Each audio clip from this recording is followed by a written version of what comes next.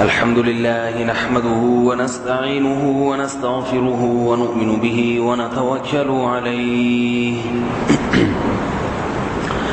ونعوذ بالله من شرور أنفسنا ومن سيئات أعمالنا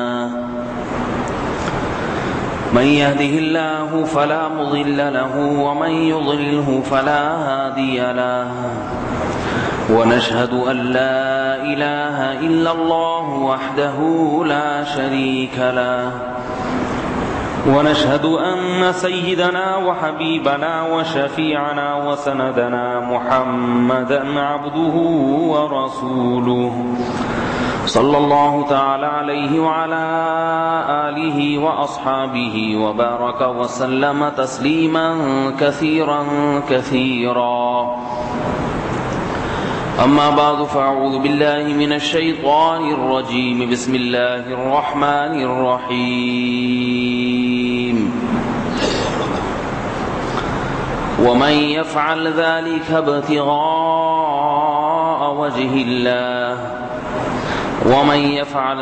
ابتغاء وجه الله فسوف نؤتيه أجرا عظيما وقال النبي صلى الله عليه وسلم تهادوا تحابوا وقال النبي صلى الله عليه وسلم الكيس من دان نفسه وعمل لما بعد الموت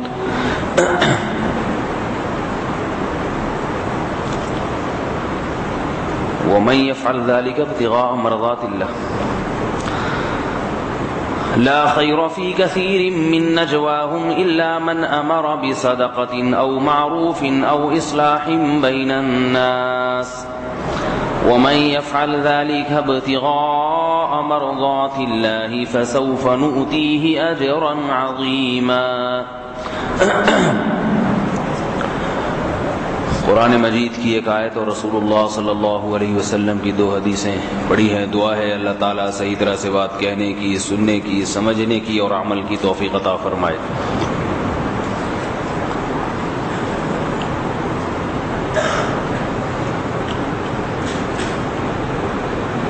رسول اللہ صلی اللہ علیہ وسلم نے ارشاد فرمایا، تم اس وقت تک مومن نہیں ہو سکتے حتی تحابو، جب تک آپس میں محبت نہ کرو ایک دوسرے سے. اس وقت تک مومن نہیں ہو سکتے جب تک ایک دوسرے سے محبت نہ کرو. اور پھر فرمایا کہ اور ایک دوسرے سے محبت کیسے پیدا ہوگی؟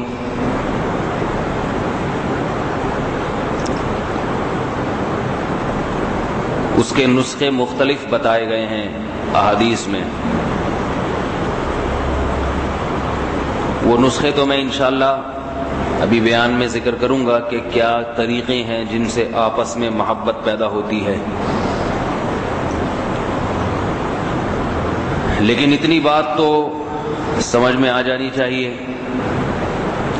کہ آپس میں ایک دوسرے سے محبت کیے بغیر اللہ کی نظر میں ہمارا ایمان مقبول نہیں ہے. سمجھ میں آ رہی ہے بات؟ ہر آدمی ایک دوسرے کا گلا کاٹنے میں لگا ہوا ہے، ایک دوسرے کی ٹانگیں کھینچنے میں لگے ہوئے ہیں.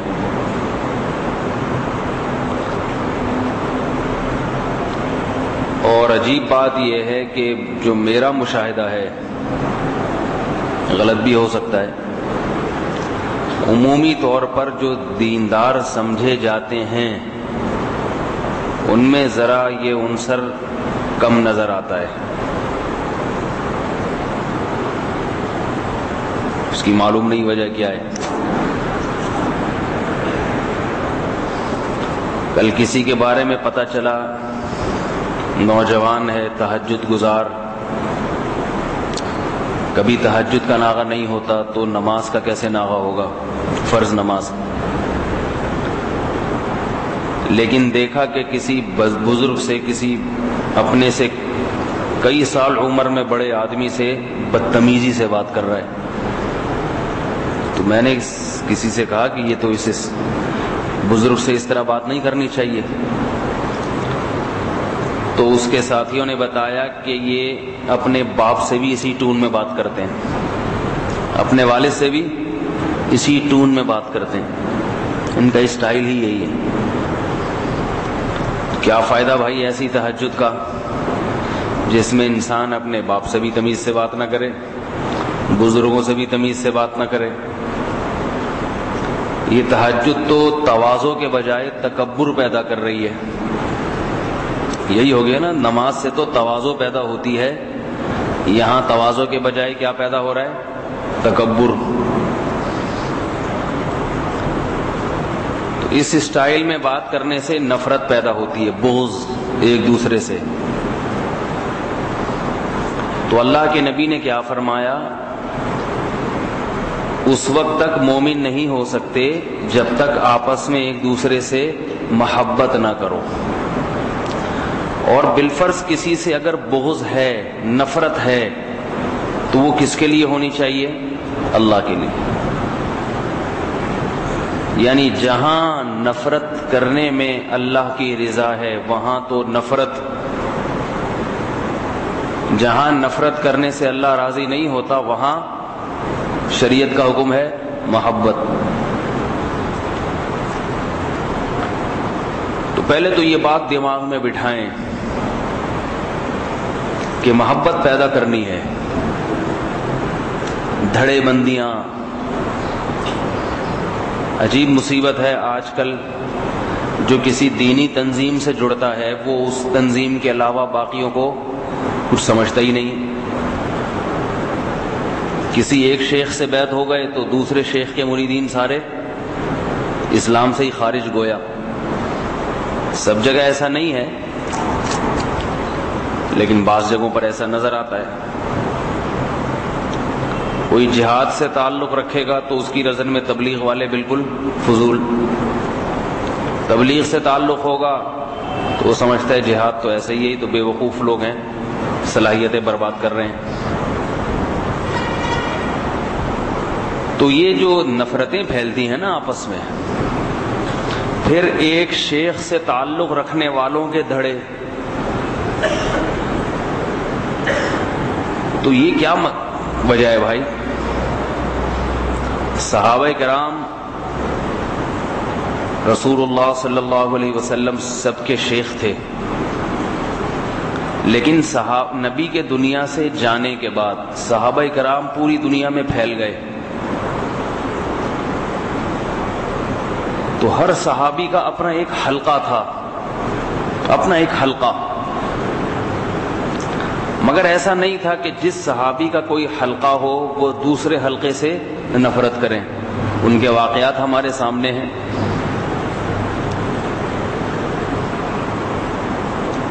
یہ دینی لحاظ سے دھڑے بندیاں، خاندانی لحاظ سے دھڑے بندیاں بھی ہیں۔ گھروں میں جائیں، وہ دھڑے بندیاں ایسے ہیں کہ بعض کی سسرال سے نہیں بنتی، تو اب سسرال میں کوئی کتنا ہی اچھا ہو لیکن چونکہ اس کا تعلق سسرال سے ہے تو ان کی بنے گی نہیں۔ یہ سسرال کو اسرائیل سمجھتا ہے کہ سسرال اور اسرائیل کا وزن بھی ایک جیسا ہے نا، یہ سسرال کو کیا سمجھتا ہے؟ اسرائیل۔ ماں باپ کی ساری توجہ ایک بچے کی طرف، دوسرے بچے سے سوتیلا جیسا سلوک کریں گے کہ یہ ایسا ہے جیسے یہ ہمارا ہے ہی نہیں، یہ تو عیدی سینٹر سے اٹھا کے لائے تھے۔ ایک بچہ نہ ماں باپ کی خدمت کر رہا ہے، کچھ بھی نہیں کر رہا ہے، بعض والدین اسی کو سینے سے لگا رہے ہیں۔ دوسرا جو خدمت کر کر کے آدھا ہو گیا، اس کے ساتھ سوتیلوں جیسا سلوک۔ اس سے پھر گھروں میں کیا پیدا ہوتا ہے؟ گھروں میں نفرت کا ماحول پیدا ہوتا ہے، بغض، نفرت۔ مسجدوں میں بھی اختلافات ہوتے ہیں، امام کی کمیٹی سے نہیں بنتی، کمیٹی کی امام سے نہیں بنتی۔ سمجھ رہے بات کو؟ نہیں سمجھ رہے؟ یہاں نہیں ہے لیکن عمومی بات کر رہا ہوں، ہوتا ہے۔ کہنا نہیں چاہیے یہاں کی انتظامیہ، میں دوسرے مساجد میں بھی ذرا گھوما ہوں، منہ پہ نہیں کہنا چاہیے، آپ سمجھیں گے شاید کوئی ذاتی مفاد ہے مولوی صاحب کا۔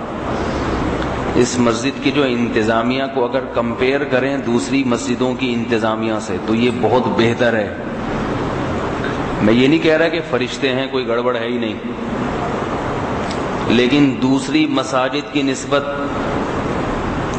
یہ انتظامیہ بہت بہتر ہے۔ میں 6 سال سے ٹکا ہوا ہوں، اسی سے اندازہ لگا لو۔ میرے جیسے آدمی کو کوئی 1 سال برداشت نہیں کرتا، بیویاں برداشت نہیں کرتی، انتظامیہ نے برداشت کیا ہوا ہے، تو تھوڑا سا انتظامیہ کا بھی ظرف ہے۔ میں یہ نہیں کہہ رہا کہ کوئی خامی نہیں ہے، لیکن دوسروں کی نسبت بہت بہتر ہیں۔ ایک مدرسے والے دوسرے مدرسے کو برداشت نہیں کرتے، کہتے ہیں سارا چندہ ہمیں مل جائے، اس کے پاس چندہ کیوں جا رہا ہے، وہ تو دین کا کام نہیں کر رہا۔ وہ جو مدرسہ ہے وہ دین کا کام تھوڑی کر رہا ہے، وہ تو فلمیں بنتی ہیں، وہاں تو شوٹنگ ہوتی ہے فلموں کی۔ بھائی وہ بھی قرآن پڑھا رہے ہیں، تم بھی پڑھا رہے ہو، چلو کوئی تمہیں چندہ دیتے تو بھی ٹھیک ہے، ادھر دیتے تو بھی دعائیں تو ماشاءاللہ بھائی سب دین کے مراکز ہیں، کوئی ہمارا بزنس تو ہے نہیں کہ میری دکان پہ لوگ زیادہ آئیں۔ سمجھ نہیں رہے بات کو؟ اللہ کے نبی کی تعلیمات کیا ہیں؟ محبت۔ اچھا پھر دینی تنظیمیں ہیں مختلف۔ اچھا کاروبار میں ایسا ہوتا ہے، ایک دکاندار چاہتا ہے اس کی دکان ہی بند ہو جائے، وہ تعویذ گنڈے کروا رہے ہیں وہاں، کبھی مسور کی دال کبھی چنے کی دال، پڑھ کے پڑھائیاں ہو رہی ہیں کہ اس کی دکان بند ہو جائے، اس کی نہ چلے، اس کے والے کسٹمر بھی میرے پاس آ جائیں۔ جب ساتھ والے کو پتہ چلتا ہے تو اس کے دل میں اپنے پڑوسی کی جو دکاندار ہے اس کی نفرت پیدا ہوتی ہے۔ مجھے ایک دفعہ موٹر سائیکل کا کچھ کام کروانا تھا، 2 میکینک ایک ساتھ، دونوں کی دکانیں، کوئی اس کے پاس جا رہا ہے کوئی اس کے پاس جا رہا ہے۔ میں اس کے پاس چلا گیا، کام وام کروایا۔ ایک دفعہ دوبارہ اس کے پاس جا رہا تھا تو اس نے مجھے کہا، جو اس کے پاس تھا نا، اس نے مجھے کہا کہ آپ اس سے کیوں کام کرواتے ہو؟ میں نے کہا بھائی کام ہو جاتا ہے اس لیے۔ اس نے کہا یہ بندہ صحیح نہیں ہے۔ وہ جو دوسرا میکینک تھا نا جو مجھے یہ کہہ رہا تھا، اس نے نہیں، اس کے ساتھ ایک دکان تھی اسپیئر پارٹس کی، اسپیئر پارٹس والے نے کہا کہ کام اس سے کروایا کرو، اس سے نہیں کروایا کرو، یہ صحیح ہے وہ غلط ہے۔ بعد میں پتہ چلا کہ یہ والا جو ہے نا جس کی تعریفیں ہو رہی ہیں، یہ سارے پرزے اسی سے خریدواتا ہے۔ تو اب یہ اسپیئر پارٹس والا اس لیے اس دوسرے کی برائی کر رہا ہے تاکہ مولوی صاحب اس سے جب علاج کروائیں گے موٹر سائیکل کا تو اسکرو نٹ بولٹ پلگ پانے کی خریداری کہاں سے ہوگی؟ میری شاپ سے ہوگی، لہذا اس کی جڑیں کاٹ رہے ہیں اندر اندر۔ پھر مجھے یہ بھی کہہ رہا ہے اس کو بتانا نہیں، اس کو بتانا نہیں کہ میں نے کہا ہے۔ یہ بہت ہو رہا ہے۔ یہ لوگ کوشش کرتے ہیں کہ اللہ کے خزانوں سے زبردستی چھینیں، رزق جو ہے نا اللہ سے چھین کے لیں، تو اللہ سے رزق کو چھیننا ممکن نہیں ہے۔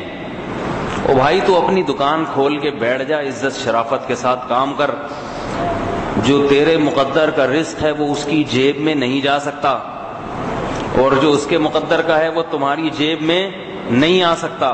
یہ تقدیر پر ایمان کا مطلب کیا ہے؟ ہم کوئی غیر مسلم تھوڑی ہیں۔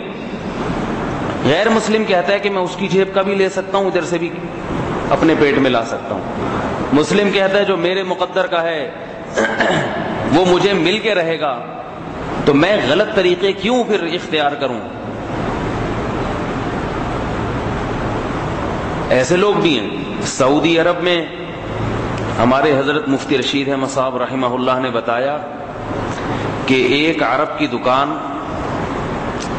اوریجنل عرب، سعودی عرب میں 2 نمبر عربی بہت ہو گئے ہیں، ادھر ادھر سے گئے عربی بولنا شروع کر دی تو وہ بھی لگتے ہیں عربی، وہ ہیں عرب نہیں۔ بعض چور ڈاکو بھاگ بھاگ کے وہاں کی نیشنلٹی لے لیتے ہیں، وہ بھی جبہ شبہ ویسے ہی پہن لیں گے، سر پہ اقال رکھ لی اور عربی سیکھ لی، خوشبو لگا لی، لوگ سمجھتے ہیں بھی کوئی شاہی خاندان کے کوئی بھتیجے ہیں یا کزن لگتے ہیں ان کے شاہ عبداللہ کے. تو جب حرکتیں ہوتی ہیں تو پتہ چلتا ہے کہ ان کا تعلق صحیح نہیں. میں بتانے والا تھا لیکن پھر میں نے کہا مناسب نہیں ہے. ٹھیک ہے, ان کا تعلق, ان کا جو بلڈ ہے وہ ٹھیک نہیں ہے. تو پھر لوگ بدگمان ہوتے ہیں کہ عرب ایسے ہوتے ہیں. سعودی عرب میں اصل جو اوریجنل عرب ہیں وہ بہت تھوڑے ہیں, جو صحابہ کی اولادیں ہیں بہت تھوڑے ہیں وہ. تو وہ اوریجنل عرب تھا, اوریجنل. تو ہمارے حضرت نے فرمایا کہ 2 دکانیں دونوں عربوں کی ساتھ ساتھ, ایک پہ بے انتہا رش اور دوسرے دکاندار کو کسٹمر گھاس ہی نہیں ڈال رہے. ہم ہوتے ہم کہتے لگتا ہے تعویذ اثر کر گیا, لگتا ہے تعویذ اثر کر گیا. مسور کی دال جو پڑھ کے پھینکی تھی فائدہ پہنچا گئی, لیکن وہ خالص عربی تھا. اس نے کیا کیا, اپنی دکان بند کر دی 2 دن کے لیے. کہا کہ میں نے بہت کما لیا, کچھ تھوڑا سا بھائی کو بھی کمانے دو, 2 دن بند کر دو تاکہ تھوڑا سا کچھ کسٹمر اس کے پاس بھی چلے جائیں.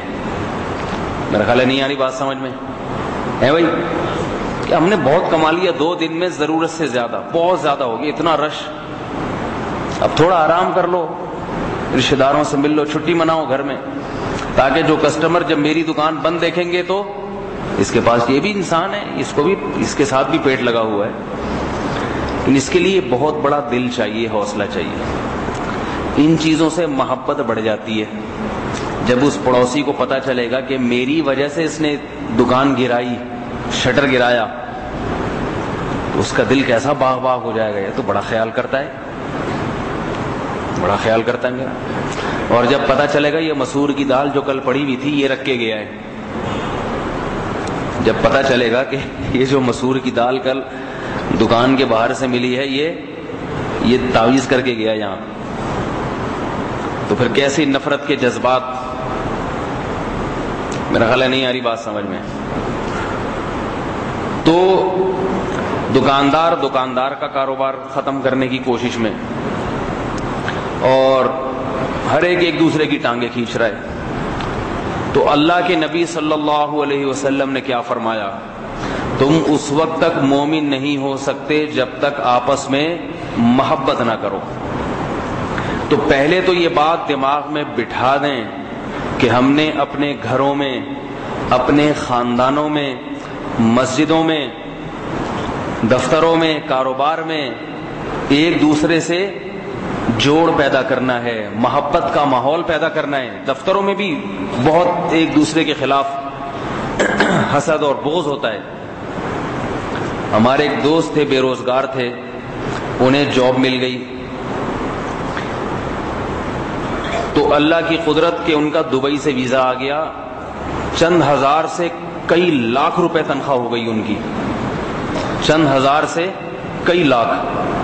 تو میرے پاس ان کا فون آتا تھا کہ میرے آفس والے, دفتر والے جو کلیگ ہیں, میرے ساتھ کے لوگ ہیں, وہ مجھ سے حسد کر رہے ہیں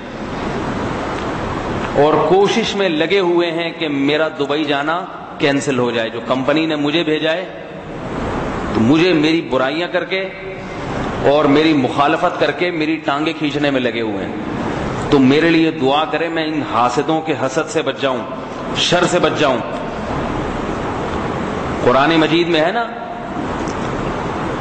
وَمِن شَرِّ حَاسِدٍ إِذَا حَسَدَ, پناہ مانگی ہے اللہ سے کہ اللہ میں تیری پناہ مانگتا ہوں حاسد کے شر سے جب وہ حسد کرنے لگے. جیلسی جسے کہتے ہیں, حسد جل رہا ہے, تو اللہ نے حکم دیا کہ حسد کرنے والے کے شر سے اللہ کی پناہ مانگو, کیونکہ وہ جیلسی میں وہ کچھ کر لیتا ہے جس کا آپ کو تصور بھی نہیں تھا, تصور بھی نہیں تھا. یہودی جانتے تھے کہ محمد صلی اللہ علیہ وسلم اللہ کے رسول ہیں, مگر حسد کی آگ کہ ایک عرب جو امی ہے, لکھنا پڑھنا نہیں جانتا, اسے ہم اپنا رہبر اور رہنما کیسے مان لیں؟ ہم پڑھے لکھے لوگ ہیں, یہ امی ہیں. یعرفونہ کما یعرفون ابناءہم, اللہ فرماتے ہیں یہ نبی کو ایسے پہچانتے ہیں جیسے باپ اپنے بیٹے کو پہچانتا ہے. ہزاروں بچوں میں کتنے ہی ہم شکل ہوں لیکن باپ پہچان لے گا نا ان ہزاروں میں یہ والا میرا ہے. پہچانتا ہی نہیں پہچانتا, اس پہ مشتبہ نہیں ہوتا, چاہے کتنے ہم شکل بچے ہوں, لیکن باپ نہیں کہے گا کہ پتہ نہیں یہ والا ہے یا یہ والا. دونوں کی شکلیں مل رہی ہیں, سمجھ میں نہیں آ رہا. محلے والے تو پریشان ہوں گے کہ یہ بھائی ستار بھائی کا بیٹا یہ ہے یا یہ ہے, دونوں کی شکل ایک جیسی, لیکن ستار بھائی کو کوئی کنفیوژن ہوگی. ان کو بلایا کہ آپ بتاتے ہوں کہ یار مجھے بھی ڈپلیکیٹ لگ رہی ہے, بالکل سمجھ میں نہیں آ رہا. تو قرآن نے کیسی بہترین مثال دی کہ لاکھوں کروڑوں بچوں میں باپ اپنے بچے کو پہچان لیتا ہے نا, ایسے ہی یہودی محمد صلی اللہ علیہ وسلم کو پہچانتے ہیں کہ یہ وہی نبی ہے جس کی تورات اور انجیل میں بشارتیں ہیں. لیکن حسد, جیلسی, ہم پڑھے لکھے ایک امی کے ہاتھ پہ بیعت کیسے ہو جائیں. اس سے ایک اور مسئلہ بھی ثابت ہوتا ہے کہ اگر آپ کو کوئی نیک بزرگ نظر آئے اور اس کے اندر اصلاح کا ملکہ بھی ہو, اصلاح کر سکتا ہے, تو اس کے ہاتھ پہ بیعت ہونے میں عار اور ذلت محسوس نہیں کرنی چاہیے. سمجھ رہے ہیں بات کو؟ اس سے اصلاحی تعلق قائم کرنے میں ذلت نہیں محسوس ہونی چاہیے. ہمارے اکابر میں اس کی مثالیں ہیں کہ کسی بڑی عمر کے بزرگ نے چھوٹی عمر کے بزرگ کے ہاتھ پہ بیعت کی. قاری فتح محمد صاحب رحمہ اللہ تعالی بہت بڑے قاری تھے اور ہمارے اکابر کے اکابر میں ان کا شمار ہوتا ہے. اور صرف قاری نہیں تھے, بڑے اللہ والے بزرگ تھے. اتنی تلاوت کیا کرتے تھے کہ جب بیت الخلا جاتے تو زبان کو دانتوں کے درمیان دبا لیتے تھے کہ کہیں زبان تلاوت کے لیے نہ چلے. سارا دن تلاوت کر کر کے زبان بے اختیار تلاوت کرتی تھی. تو ہمارے شیخ مفتی رشید احمد صاحب سے عمر میں بڑے بھی تھے, لیکن بیعت کس سے ہوئے؟ حضرت مفتی رشید احمد صاحب رحمہ اللہ سے. ان کا خیال یہ تھا کہ یہ میری اصلاح کر سکتے ہیں, حالانکہ ہم تو دیکھیں تو ان کو اصلاح کی ضرورت ہی نہیں. اتنی اصلاح کے اتنی تلاوت, اور کیا اصلاح ہوگی بھائی؟ تو یہ حسد جو ہے نا, حسد, یہ انسان کو اس کے نفع سے روک دیتی ہے. تسلیم کر لینا چاہیے, کسی میں کوئی خوبی ہو مان لینا چاہیے. تو میں یہ عرض کر رہا تھا کہ رسول اللہ صلی اللہ علیہ وسلم کی مخالفت بھی اسی وجہ سے ہوئی. تو اب اگر کوئی دنیاوی لحاظ سے ترقی کرنے لگتا ہے تو حسد پیدا ہو جاتا ہے اس کے خلاف دل میں. اس سے بھی محبت کے بجائے کیا پیدا ہوتا ہے؟ نفرت کا ماحول پیدا ہونے لگتا ہے. تو کچھ نسخے نبی صلی اللہ علیہ وسلم نے بتائے ہیں آپس میں محبت کے لیے. تو کیا خیال ہے, سننے کے لیے تیار ہے نا؟ اور میرا خیال ہے عمل بھی کریں گے اس پہ, ہے بھائی؟ پہلی بات تو یہ سمجھیں کہ قربانی دیے بغیر کوئی بھی چیز حاصل نہیں ہوتی. قربانی دیے بغیر, جیسے وہ عرب نے اپنی دکان کا شٹر گرا دیا تاکہ ساتھ والے کی دکان بھی, تو اس نے قربانی دی نا. اب ساتھ والے کے دل میں اس کی محبت پیدا ہوئی اس قربانی کے بدلے میں. تو محبت پیدا کرنے کے لیے اپنے جذبات کو قربان کرنا پڑتا ہے, اس کے بغیر محبت پیدا نہیں ہوتی. فری میں دنیا میں کوئی کام ہوتا ہے؟ شناختی کارڈ بنتا ہے فری میں, ہے بھائی؟ پولیس والا چھوڑ دیتا ہے فری میں, آپ جا رہے ہیں, کاغذات بھی ہیں, لائسنس بھی ہے, چلو یار درود شریف پڑھو, دعا کرو, جاؤ. فری میں کون چھوڑتا ہے بھائی؟ تو یاد رکھو, جیسے دنیا فری میں نہیں ملتی, آخرت بھی فری میں, بولو نا بھائی, آخرت بھی فری میں نہیں ملتی, اس کے لیے بھی کچھ خرچہ ہوتا ہے انسان کو. لیکن عجیب بات یہ ہے کہ دنیا کے لیے جتنی محنت کرنی پڑتی ہے آخرت کے لیے تھوڑی کرنی پڑتی ہے, وہ تھوڑی میں بھی مل جاتی ہے.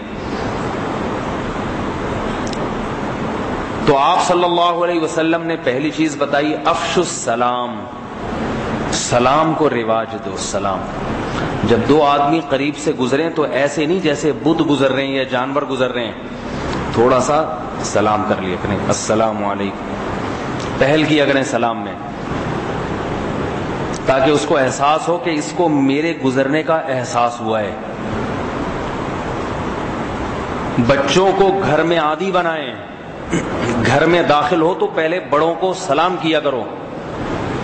ہمیں یاد ہے بعض مرتبہ ہمارے ساتھ ایسا ہوتا تھا کہ ہم گھر میں آ گئے بغیر سلام کے، تو گھر والے واپس جاؤ، دوبارہ سلام کر کے آؤ، واپس جاؤ دوبارہ آؤ تمیز سے، یہ انسانوں کا گھر ہے، یہ تمیز نہیں آ رہی نا بات؟ تمیز ومیز تو ہم سب کو پتا ہے کسے کہتے ہیں، یہ انسان رہتے ہیں، انسان جب آتا ہے تو پہلے سلام کرتے ہیں، اور بھائی خیر انڈی والا خیر دے۔ وہاں پٹھانوں کے ہاں تو بڑے لمبے سلام ہوتے ہیں، ان کا تو سلام اللہ کی پناہ۔ ان کے ہاں بیٹھ جائیں نا گول دائرے میں، ایک آدمی آتا ہے، اب مجلس میں بیٹھ کے بس ہول سیل پہ سلام کرے سب کو، اس کے بعد کھانا شروع کر دے یا جو بھی ہے ترتیب اس پہ، لیکن نہیں، کیونکہ پشاور تو پھر پشاور ہے نا۔ ان کے ہاں میں نے دیکھا آئے پہلے ادھر السلام علیکم، وعلیکم السلام، خاد جوڑ توڑ سنگے مروڑ چھینی ہتھوڑی کشمش پکوڑے، ہمیں تو سمجھ میں نہیں آتا تھا، یہی آ رہا تھا، چھینی ہتھوڑے کشمش پکوڑے جوڑ توڑ سنگے مروڑ انڈی والا خاد خا، ایک کمپلیٹ ہوا، اب دوسرا، ہاں بھائی خا ٹول انڈی والا، وہ بیچارہ اسی میں پورے دائرے کے سے چلے گا۔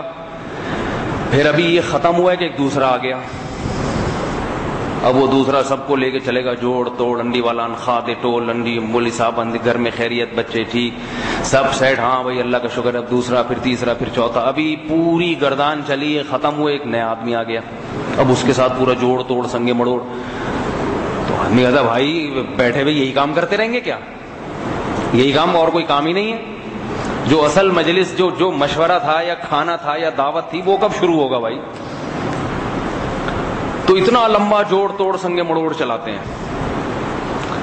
میت ہو جائے نا میت، مجھے میرا بیان بہت سے پشاور والے بھی سنتے ہیں، مجھے ڈر ہے کہیں، میں پشاور سے دشمنی کا بالکل قائل نہیں ہوں بھائی، ہر ایک سے دشمنی افورڈ ہو سکتی ہے سوائے پشاور سے، پشاور والوں کی خصوصیات کو تسلیم کرتا ہوں، لیکن کچھ چیزیں ہر قوم میں ہوتی ہیں تو ان میں بھی ہیں۔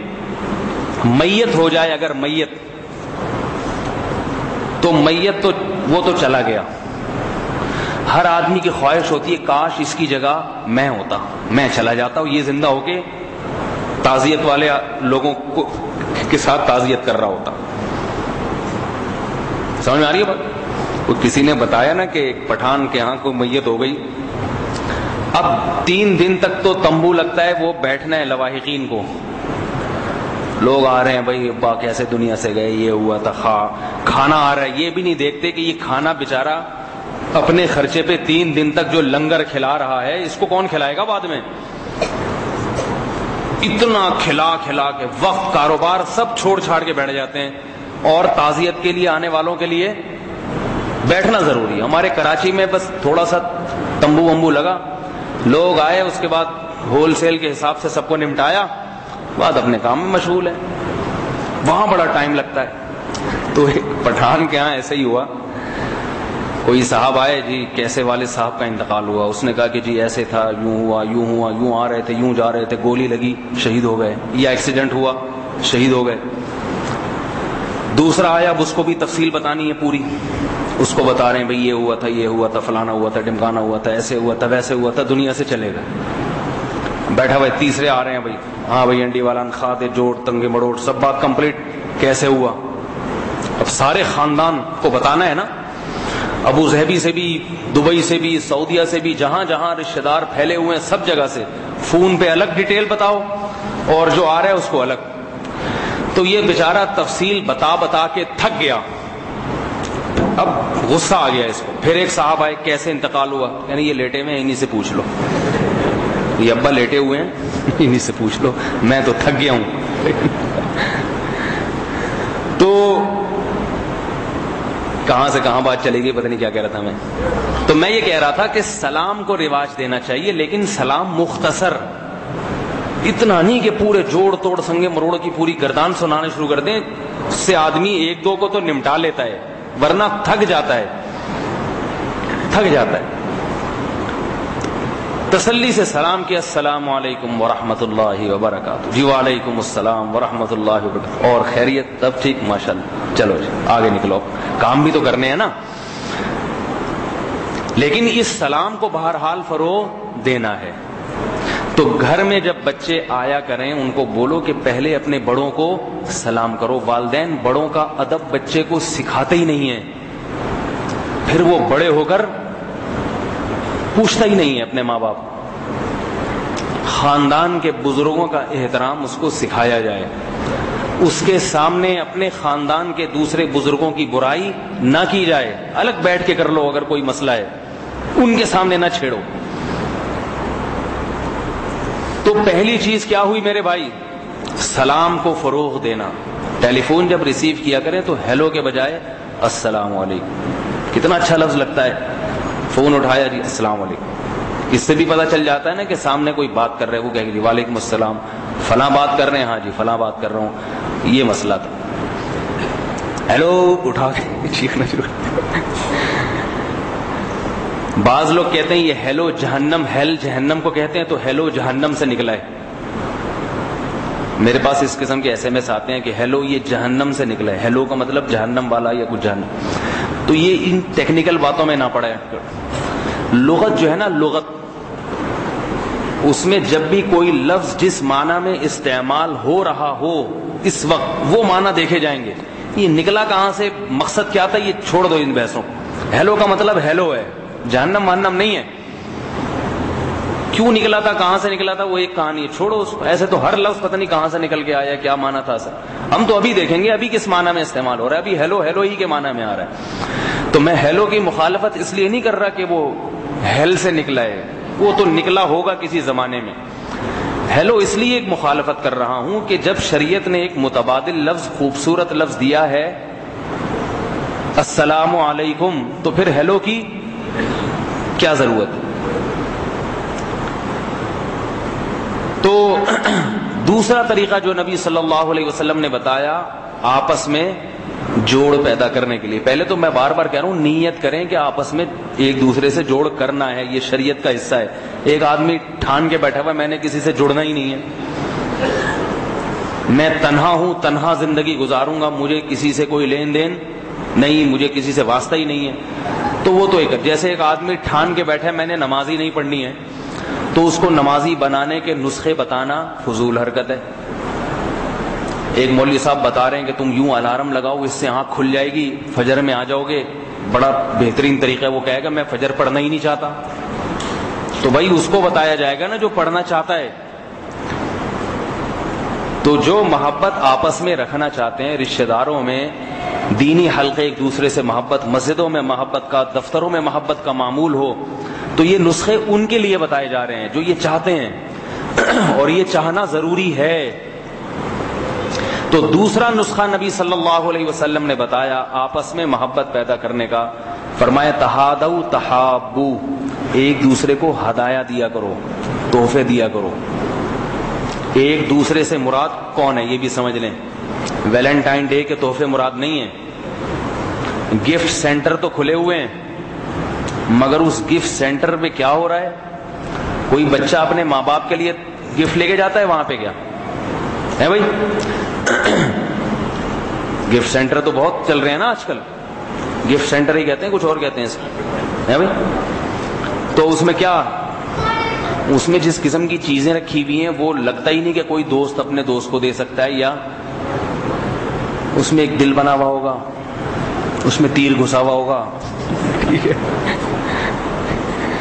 اب یہ اس قسم کا تحفہ ہے جو نہ آدمی اپنے والد کو دے سکتا ہے نہ والدہ کو. دل کے اندر جو تیر گھسا ہوا ہے یہ گرل فرینڈ ہی کو دینے کا. مطلب یہ کہ بیڑا غرق ہو گیا میرا, اب میرا تمہارے بغیر گزارا نہیں ہے. ایسے 15 خواتین کو گفٹ دیے ہوں گے اس میں, سب کو یہی کہ میرا تمہارے بغیر گزارا نہیں. یہ ناپاک محبت ہے, نجس. سمجھ رہے ہو بات؟ یہ شہوت پرستی ہے. یہ والی محبت کو فروغ دینے کا حکم نہیں ہے. یہ انگریزوں کا کلچر ہے. ان کے ہاں صرف یہی محبت اچھی محبت ہے, باقی سب ایسے ہی ہے. بزرگوں کا تصور ہی نہیں. انگریزوں میں دیکھا کوئی بزرگ ہیں, کوئی گورا ان سے دعا کروانے جا رہے اپنے انگریز بزرگ سے, دیکھا آپ نے کہیں؟ بزرگ ہوتے ہی نہیں. ایک ہوتا ہے پادری ان کا, وہ خود اپنے آپ کو بزرگ نہیں مان رہا. تو بزرگوں کا, بوڑھوں کا سفید ریش, یہ تصور تو ہمارے معاشرے میں ہے نا بھائی. تو وہ جو محبت جو ان کے ہاں سے ہمارے معاشرے میں آ رہی ہے, شریعت اس کو قبول نہیں کرتی. وہ محبت صرف بیوی کے ساتھ حلال ہے. اور بیوی کو کون اتنا آج کل پروٹوکول دے رہا ہے کہ اس کے لیے وہ دل میں تیر گھسا ہوا لا کے بیوی, وہ تو خوشی سے بے ہوش ہو جائے. بیوی کو اگر ایسا کوئی تحفہ دے دے نا, دل کے اندر تیر گھسا ہوا ہے, خوشی سے بے ہوش ہو جائے کہ میرے میاں نے آج جذباتی محبت کا اظہار کیا. ویسے تو ان میں جذبات بہت ہیں, ہر چیز میں جذباتی ہو جاتے ہیں. 2 منٹ کے اندر کھانا ٹائم پہ نہ ملا, پورا گھر الٹ دیں گے, ایسے جذباتی. مگر محبت کے معاملے میں ان میں ذرا بھی جذبات ہمیشہ ان کے کنٹرول میں رہتے ہیں. جب محبت کی بات آئے گی, جذبات کنٹرول میں. تو جہاں حلال ہے وہاں عمل نہیں ہے, اور جہاں حرام ہے وہاں گھسے چلے جا رہے ہیں. تو یہ جو حدیث میں ہے کہ ہدیے دیا کرو ایک دوسرے کے ساتھ, تو اس سے مراد جائز محبت کو فروغ دینا. تو اس سے پتا چلا کہ آپس میں ایک دوسرے کو ہدایہ دینے سے, تحفے دینے سے محبت بڑھتی ہے. اس کی میں تفصیل تھوڑی بتاتا ہوں. پہلے ایک اور بات کہ ہمارے ہاں عام طور پر جو ہدیے دینے کا رواج ہے وہ ہدیہ کم, اس میں جبر زیادہ ہوتا ہے, مجبور ہو کے دیتا ہے, لہذا اس سے بھی محبت بڑھنے کے بجائے کم ہوتی ہے. ولیموں میں جو لفافے چلتے ہیں نا, لفافے, یہ کوئی ہدیہ ودیہ نہیں ہے, یہ تو دینے ہیں. دیکھا جاتا ہے کہ اس نے 500 دیے, ہم لوگوں نے جب تو دیے تھے, اس کو کم بخت کو 1000, یہ کتنے دے کے جا رہے ہیں منوس معذرت کے ساتھ, 500. تو یہ کیا ہے؟ یہ تو قرض کا لین دین ہے, یہ محبت نہیں ہے. کسی کے ہاں بچہ پیدا ہو گیا, خواتین کہتی ہیں ملنے جاؤ گے, تو میں جا ہی نہیں رہا. شوہر کیا کہتا ہے؟ میں جا ہی نہیں رہا. جاؤ. اندر اس کے دل میں یہ ہوتا ہے کہ میں گیا تو 1500 پکڑانے پڑیں گے, اگر میں چلا گیا تو 1500 اپنے بچے پہ الگ خرچہ اٹھاؤ, پورے محلے کے بچوں کا خرچہ بھی میرے کندھے پہ. عید بقرعید پہ بچے آ گئے تو ہر ایک کو لفافے پکڑانے ہی پکڑانے ہیں. نہیں آ رہی بات سمجھ میں؟ مجھ سے ایک صاحب نے کہا نیوی میں بہت بڑے آفیسر, تو جو نیوی میں بہت بڑا آفیسر ہو ٹھیک ٹھاک تنخواہ تو ہوگی نہیں ہوگی. عید آنے والی تھی, پریشان. میں نے کہا کیا ہو گیا؟ کہہ رہے ہیں اتنی مصیبت میں ہوں, جتنا بونس ملے گا نا سب کھائیں گے, یہ سب عیدی میں اور ان چیزوں میں کھا جائیں گے یہ لوگ. وہ اتنا بڑا آدمی پریشان ہے تو ایک غریب آدمی کتنا پریشان ہوگا. تو جو گن پوائنٹ پہ یا مجبوری میں دیا جا رہا ہے وہ ہدیہ نہیں ہے. ہدیہ ہوتا ہے دل کی خوشی سے. جیسے پولیس والوں کو جو آپ پیسے دیتے ہیں, نام تو گفٹ کا, ہدیے کا یہ ہوتا ہے نا. تو بھائی اگر ہدیہ تو کبھی خود سے کبھی کسی پولیس والے کو چائے پلائی بٹھا کے. پورے پاکستان میں میں نے ایک ریکارڈ قائم کیا ہے پولیس والے کو ہدیہ دینے کا, آپ کو سناتا ہوں. اس کو ہدیہ کہتے ہیں. مجھے ایک دفعہ پولیس والوں نے روکا, کہاں رہتے ہو؟ میں نے کہا ادھر الفلاحیہ مسجد. کیا کرتے ہو؟ ادھر امام ہو. جاؤ یار امام ہو جاؤ. احترام کیا انہوں نے. میں تھوڑا آگے گیا, واپس آیا, 100 کا کڑک نکالا. میں نے کہا یہ خالص حلال, ٹھیک ہے, یہ رشوت نہیں ہے. کیونکہ میں آگے جا چکا ہوں, آپ مایوس ہو چکے, اور نہ اس نے مجھ سے پیسے مانگے. امام کا سنتے ہی چھوڑ دیا. میں آیا, میں نے کہا دیکھو جب آپ نے میرے امام ہونے کی وجہ سے میرا احترام کیا تو پھر میرا بھی فرض بنتا ہے کہ آپ کا خیال کروں اس جذبے, کیونکہ مجھ سے تو کوئی رشتہ داری نہیں, مجھے جانتا بھی نہیں. تو جب آپ کے اندر یہ جذبہ ہے تو ہمارے اندر بھی تو پھر ایسے لوگوں کو خیال کا جذبہ ہونا چاہیے, نہیں ہونا چاہیے؟ میں نے کہا ایک دفعہ ایسے ہی کہیں غلطی سے ڈبل سواری پہ جا رہے تھے, ہمیں نہیں پتا تھا پابندی لگ گئی ہے, پکڑ کے روک لیا. پولیس والوں میں ایک عادت ہے, اگر آپ ان سے گپ شپ شروع کر دیں نا طویل, تو وہ بھی گپ شپ شروع کر دیتے ہیں. وہ بھول جاتے ہیں باقی 3 سواریاں بیٹھ کے گزر رہا ہے, کوئی گزر رہا ہے, آپ گپ شپ لگائیں. وہ کھڑے ہوئے, فوجی مختصر بات کرے گا. فوجی جو ہے نا, فوجی وہ بات کرے گا مختصر, بات ہی نہیں کرے گا. وہ کان سے پکڑ کے اپنے آفیسر کے پاس لے جائے گا بس. لیکن پولیس والوں میں ایک اچھی صفت یہ کہ آپ گپ شپ شروع کریں تو یہ بھی, آپ باقاعدہ گھر سے کرسیاں منگوا لیں, بیٹھ جائیں, چائے پانی وہ شروع کر دے گا. تو ہمارے ایک دوست تھے بڑے باتونی, اس نے پولیس والوں کو سمجھانا شروع کر دیا, بھائی دیکھو ایسے نہیں ہوتا, یوں نہیں ہوتا. 10 منٹ گزر گئے, پولیس والا اس چکر میں یہ جیب سے کچھ نکال کے دیں اور ہم دے نہیں رہے. ہم نے کہا ویسے ہی چھوڑ دو.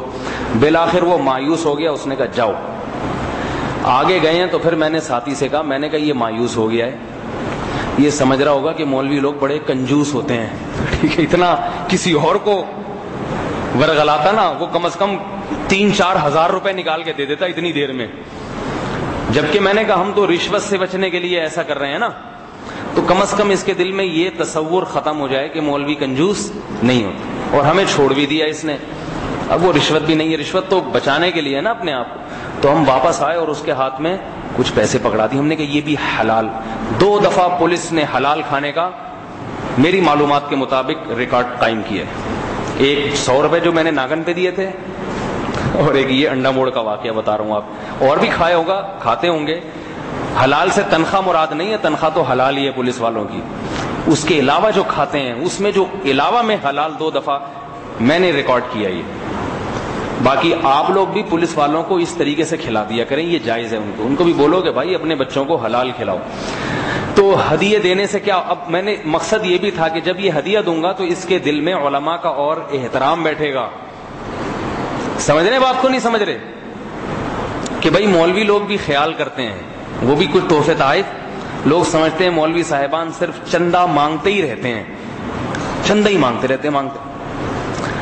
ہم نے اپنے بزرگ شیخ کو دیکھا کہ وہ چندے کا اعلان کر رہے تھے اور سب سے پہلے اپنی جیب سے پیسے نکال کے ڈالے. تو ہم بڑے حیران ہوئے. تو انہوں نے بتایا کہ جتنی ذمہ داری آپ لوگوں کی ہے اتنی میری بھی ذمہ داری ہے. تو الحمدللہ ایسے علماء آج بھی بہت بڑی مقدار میں موجود ہیں. تو میں یہ عرض کر رہا تھا کہ آپس میں ایک دوسرے کو تحفے لینے دینے سے کیا ہوتا ہے میرے بھائی, محبت بڑھتی ہے. تحفہ کون سا دیا جائے اور پہل کس سے کی جائے, سب سے پہلے کس کو گفٹ دینا چاہیے؟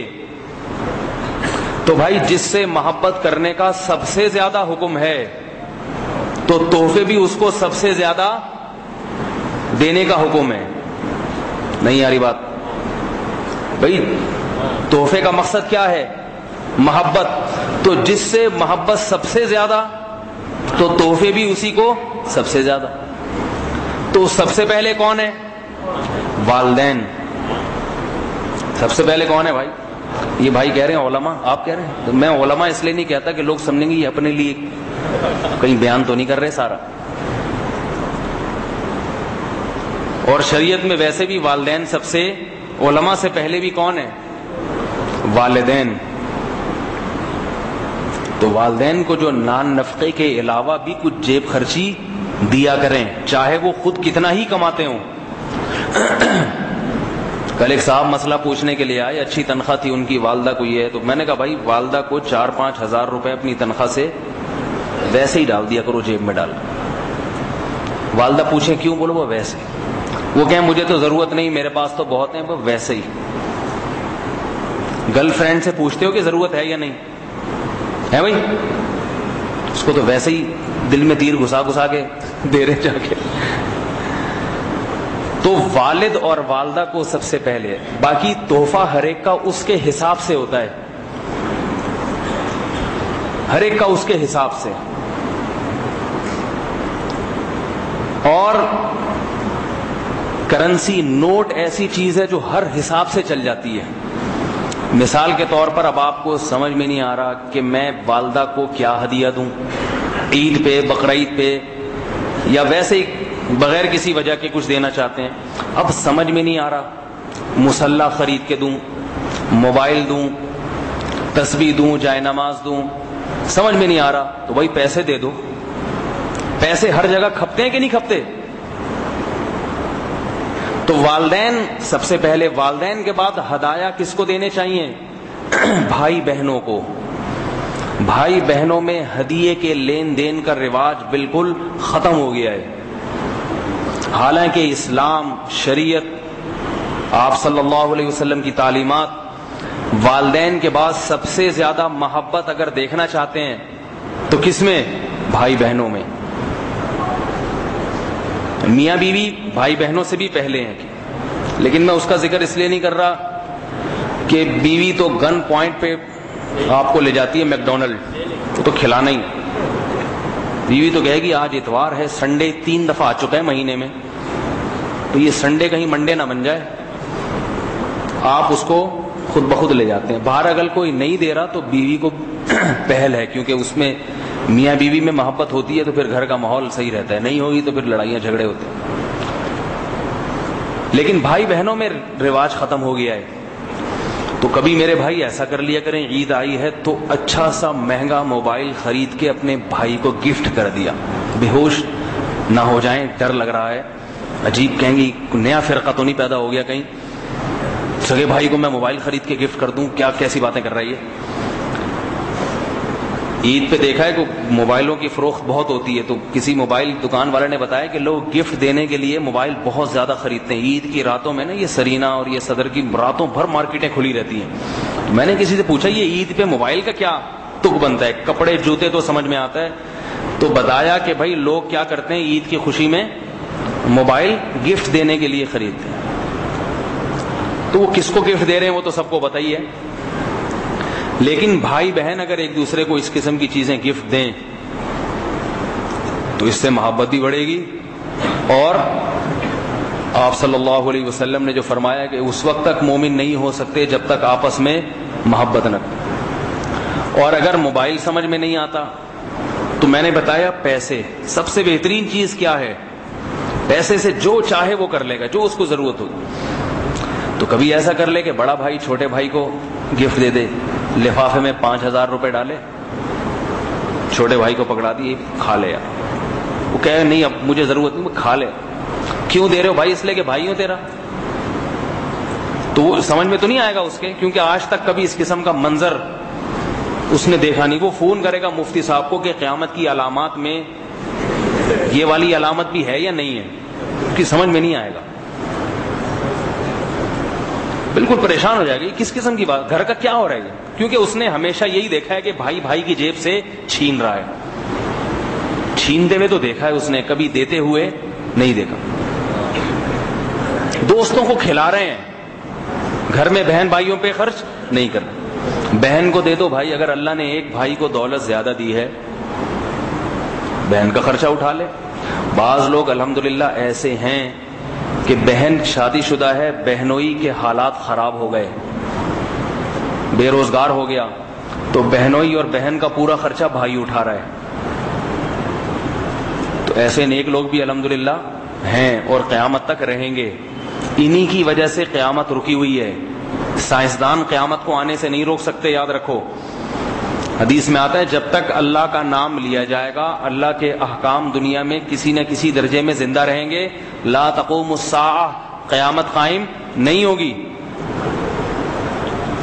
تو بھائی بہن ایک دوسرے کو ہدیہ دے دیا کریں. بھائی بہنوں کے بعد جو سب سے قریبی رشتہ ہے،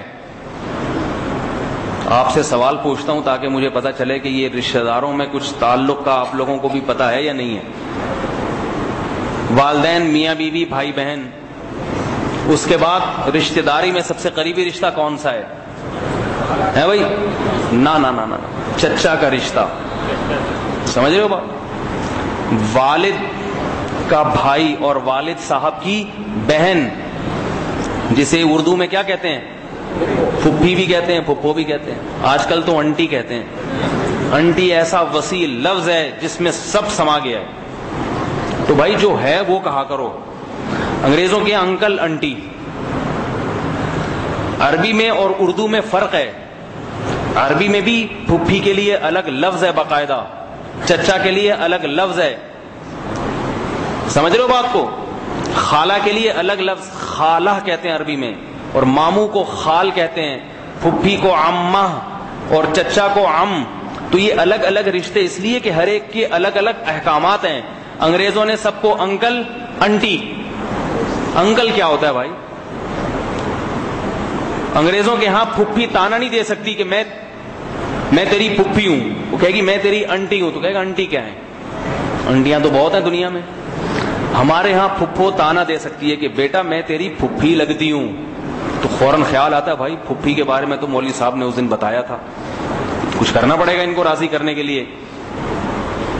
تو سب سے پہلے والد صاحب کا بھائی جس میں تایا اور چچا دونوں داخل ہیں، اور پھر پھپھی، پھر خالہ، اور پھر ماموں، والد کے رشتے اور ماں کے بہن بھائی. حضرت ابو ہریرہ رضی اللہ تعالی عنہ جمعرات کے دن بیان کیا کرتے تھے. بس یہ حدیث سنا کے اپنی بات ختم کرتا ہوں.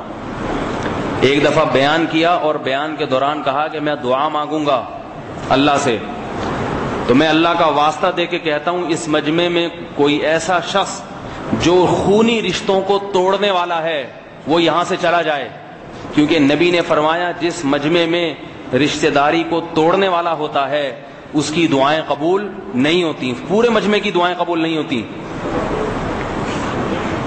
ایک شخص چپکے سے اٹھا، ایک نوجوان چلا گیا اپنی پھپھی کے پاس. کس کے پاس؟ پھپھی کے، پھپھو یا پھپھی. اس کی پھپھی نے اس اپنے بھتیجے کو 2 سال کے بعد دیکھا. 2 سال سے اس نے اپنی پھپھی سے بات چیت بند کی ہوئی تھی. حیران ہو گئی 2 سال کے بعد آج کیسے خیال آ گیا تمہیں ملنے کا.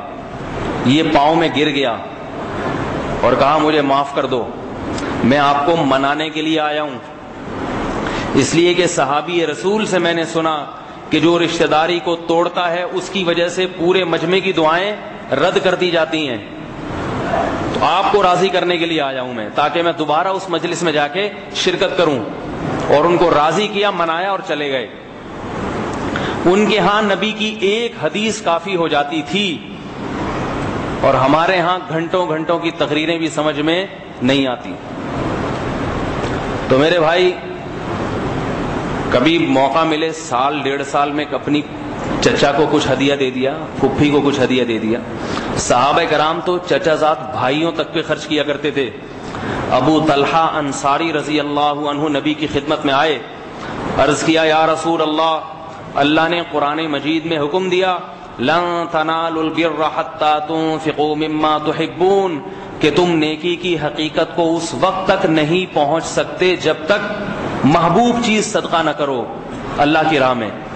تو یا رسول اللہ میری محبوب ترین چیز میرا باغ ہے، باغ، میں وہ صدقہ کرنا چاہتا ہوں، کس کو دوں؟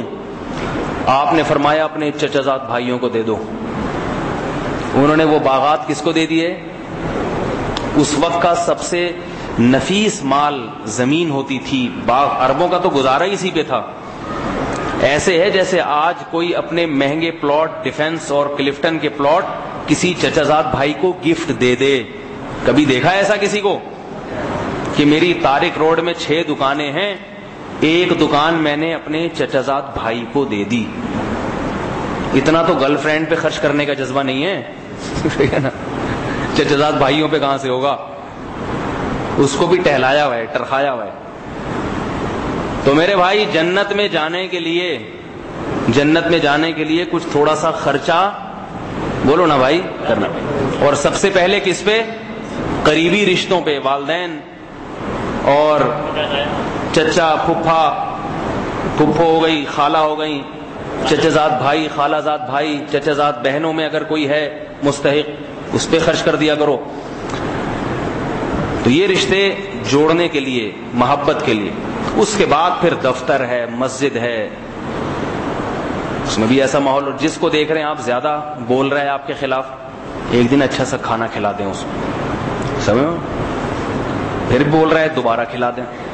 3 دفعہ میں بھی انشاءاللہ شرافت نہیں آئی تو اس کا مطلب ہے یہ آدمی اس کو چھوڑ دیں اپنے حال، اس کو اپنے حال پہ، لیکن بشرطے کہ وہ خامخواہ کی مخالفت، اگر کوئی واقعی مخالفت ہے تو پوچھنی چاہیے بھائی خرابی ہے تو بتاؤ، کہ بعض دفعہ کسی معقول وجہ پہ مخالفت ہوتی ہے، وہ مخالفت جائز ہے، اور ایسی مخالفت کرنے والے کو چاہیے کہ کھانا کھا کے بھی مخالفت نہ چھوڑے. سمجھ رہے ہیں بات کو؟ بھائی آپ کسی کے خلاف تھے کسی وجہ سے، کسی شرعی وجہ سے، اس نے کھانا کھلا دیا، وہ آپ مخالفت چھوڑ دیں، یہ غلط ہے. تو اس کو بولیں کہ ایک کیا 10 بھی کھلا دو گے تو جو جائز بات ہے وہ کرتا رہوں گا. سمجھ رہے ہیں؟ لیکن جو شیطان کی طرف سے جو بغض و عداوت ہوتا ہے نا، وہ کھانا کھلانے سے ختم ہو جاتا ہے. تو دوست احباب ایک دوسرے کی دعوت یا ایک دوسرے کو ہدایہ دے دیے، اور آپس میں کیا نام ہے آپ کا، دفتروں میں ایسا کر لیا کریں. دفتروں میں ہوتا کیا ہے، جو ہم نے اپنے زمانے میں دیکھا کہ ایک آدمی کی چڑ بنا کے نا اس کے پیچھے پڑے رہتے ہیں سارے، کسی ایک آدمی کو ہدف بنا کے اس کو چھیڑ کے اس کو تو تپا دیتے ہیں، بالکل جلا دیتے ہیں، اور ہنستے رہتے ہیں بیٹھ کے. اس سے بھی محبت کا ماحول خراب ہوتا ہے، نفرتیں پھیلتی ہیں، یہ بھی جائز نہیں ہے. اس بارے میں بہت ساری اور باتیں ہیں کہ آپس میں محبت کیسے پیدا ہو اور آپس میں نفرت کا ماحول کیسے پیدا ہوتا ہے، یہ بھی بہت سی باتیں ہیں کرنے کی، کیونکہ جب نفرت کی باتیں کی جاتی ہیں تو پھر محبت تو غائب ہو جاتی ہے. اس کے لیے شریعت نے حسد ہے، بغض ہے اور غیبت ہے، ان سب چیزوں سے منع کیا ہے، جیلسی ہے، یہ سب چیزوں سے روکا ہے. یہ انشاءاللہ پھر کسی اور کو بیان کروں گا، وقت کافی زیادہ ہو گیا. تو 2 باتیں سمجھ میں آ گئی نا، ایک سلام کو فروغ دینا اور آپس میں تحفے تحائف کو. اللہ تعالیٰ سمجھنے کی، عمل کی توفیق عطا فرمائے.